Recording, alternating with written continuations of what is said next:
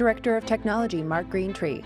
The New South Wales Department of Education is quite a unique jurisdiction. We're the second largest in the world outside of New York. We serve over 800,000 students in 2,250 schools. And with that, obviously, comes a variety of technical issues with regards to just the scope and size. The amount of Windows devices we're using for our students and teachers is in excess of 360,000. So Microsoft has really helped us leveraging affordability when it comes to putting devices into the students' hands.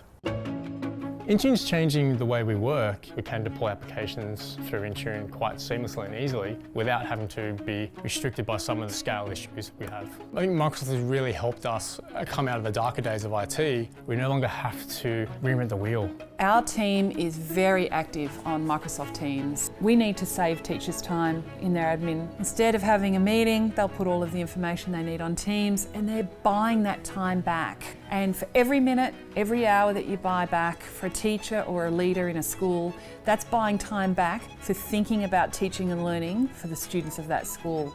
The vision for students in New South Wales is to provide and prepare students for the future. Getting that base level competency up first opens up the opportunities for all students. Coding is actually a mandatory component of some of the syllabus documents now in New South Wales schools, so it has to be taught.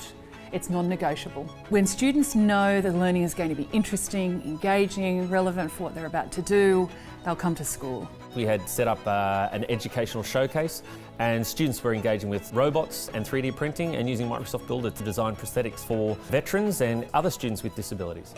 Michelle Michael. Work that is developed through OneNote, through Office 365. It allows students to move at their own pace. It allows students that are very gifted to go further. It allows students that need assistive technologies to be able to use those technologies in a meaningful way.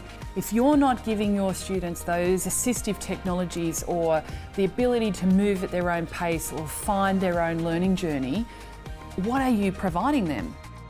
I think Microsoft have got their eye on the future in terms of where they go with their development. They are focusing on the education process rather than the technology for technology's sake. Kids in uniforms stream from a school building. A website, aka.ms/class-tech. A logo, Microsoft Education.